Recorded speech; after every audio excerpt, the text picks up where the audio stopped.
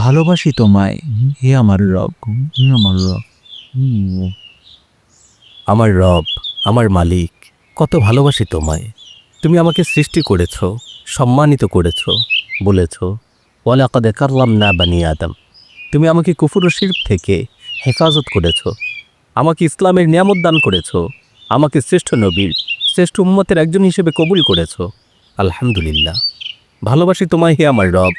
আমি যখন সেই সব কাফির মুশরিকদের দিকে তাকাই যারা ঈমানের দৌলত থেকে বঞ্চিত, ইসলামী শরিয়ার নিয়ামত থেকে বঞ্চিত, দাসত্বের মহিমা থেকে বঞ্চিত, নামাজের শীতলতা থেকে বঞ্চিত, রোজার শুদ্ধতা থেকে বঞ্চিত, জাকাতের মহানুভবতা থেকে বঞ্চিত, জিহাদের পৌরুষ ও বীরত্ব থেকে বঞ্চিত, তখন আমার বুকটা তোমার শকর ও কৃতজ্ঞতায় কানায় কানায় ভরে ওঠে।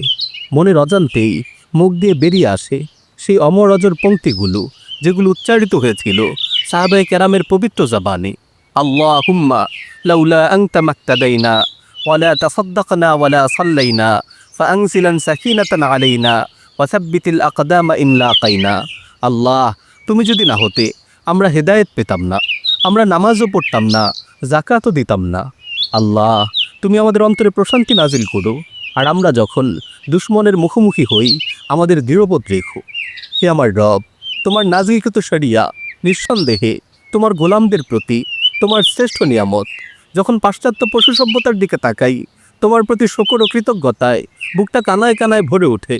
আমি দেখেছি পশ্চিমাদের নষ্ট সংস্কৃতি, দেখেছি মদের বার, দেখেছি অশ্লীলতা ও ব্যয়াপনার দূষণ, দেখেছি নাইট ক্লাবের বীভৎস দৃশ্য, পারিবারিক বন্ধনহীন, দাম্পত্য সুখহীন লণ্ডভণ্ড এই সমাজে শুনেছি অশান্তি, অনাচার আর আত্মহত্যার নির্মম পদধ্বনি।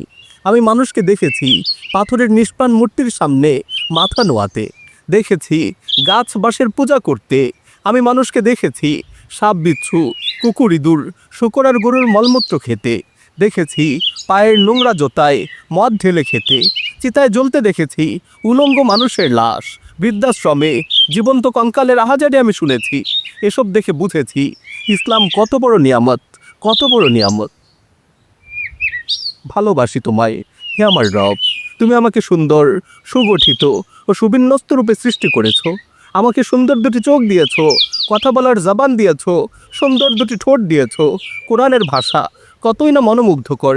আলাম নাজআল লাহু আইনাইন ওয়া লিসানান ওয়া শাফাতাইন। আমার রব, আমি অনেক অন্ধ দেখেছি, জগতের রূপ তারা কখনো দেখেনি। দেখেছি হাতবাবিহীন পঙ্গু, দেখেছি বিকলাঙ্গ মানুষ, দুঃখ কষ্ট যাদের নিত্যসঙ্গী। আরও দেখেছি বোবা, বধির, পাগল, মানসিক প্রতিবন্ধী। জীবনের এই বন্ধুর পথে কত অসহায় তারা। আমার রব, আমার এই সবল ও সুঠাম দেহের প্রতিটি কণা তোমারই করুণার জীবন্ত সাক্ষী। তুমি আমাকে কত কিছু দিয়েছ, কত কিছু দিয়েছ। ভালোবাসি তোমায় এ আমার রব। মায়ের পেটের ঘোর আধারেও তুমি আমার সাথে ছিলে, আমাকে যথারীতি রিজিক সরবরাহ করেছিলে, আমাকে সব ধরনের অনিষ্ট থেকে রক্ষা করেছিলে। দুনিয়ায় আসার পরও তুমি আমাকে একা ছেড়ে দাওনি। সব সময় আমি তোমাকে কাছে পেয়েছি। যখনই কষ্টে পড়েছি তোমার কাছে ছুটে গিয়েছি, তোমার দরবারে হাত পেতেছি। তুমি কখনো আমাকে ফিরিয়ে দাওনি। ওয়ালাম আকুম বিদুআইকা রাব্বি শাকিয়্যা। তোমাকে ডেকে আমি কখনো বিফল হইনি। বিপদে দুর্যোগে দুর্দিনে সবাই আমাকে ছেড়ে চলে যায়, কিন্তু তুমি তুমি এক মুহূর্তের জন্যেও আমাকে ছেড়ে যাওনি। যখন যেখানে যে অবস্থায় থাকি না কেন, যখনই প্রয়োজন পড়েছে আল্লাহ বলে তোমাকে ডাক দিয়েছি। যেখানে দুনিয়ার কেউ সাহায্য করার থাকে না, সেখানে কেবল তোমাকেই পেয়েছি। সবাই আমার প্রতি জুলুম করেছে, এমনকি পরমপ্রিয় বাবা মাও অনেক সময় সন্তানকে কষ্ট দিয়েছে, কিন্তু তুমি তোমার পাপী বান্দার সাথেও ইনসাফ করেছো। কারো প্রতি এক বিন্দু জুলুম করনি, বরং কেবল ইনসাফ নয়, ইনসাফ ছাড়িয়ে তুমি তাদের প্রতি কেবল রহম করেছো। একদিন আমার হায়াত যখন ফুরিয়ে যাবে, কবরের ঘোর আধারে যখন কেউ থাকবে না, তখনও তুমি আমার সাথী হয়ে থাকবে।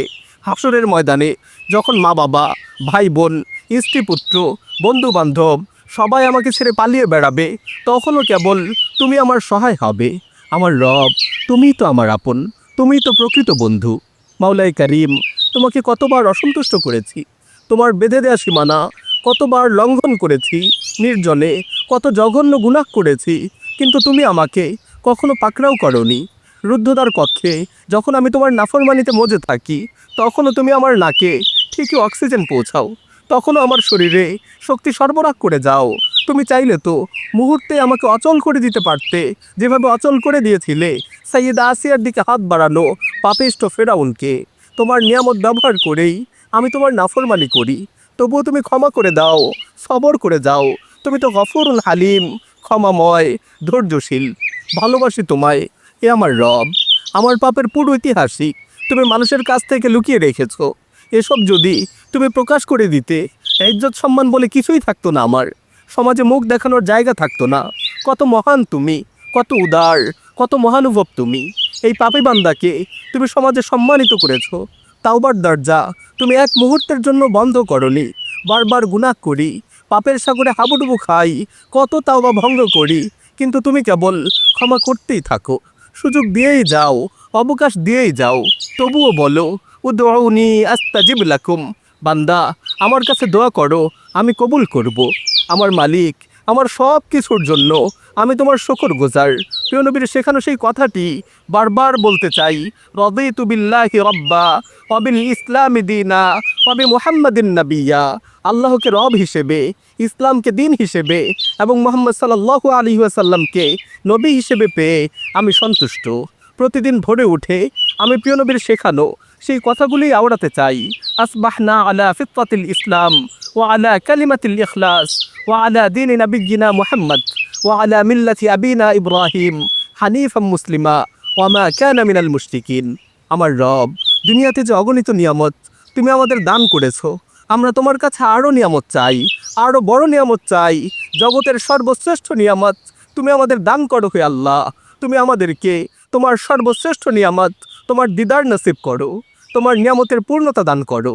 পূর্ণতা পাক তোমার প্রতি আমাদের ভালোবাসা, আর আমাদের প্রতি তোমার ভালোবাসা। পূর্ণতা পাক তোমার প্রতি আমাদের ভালোবাসা, আর আমাদের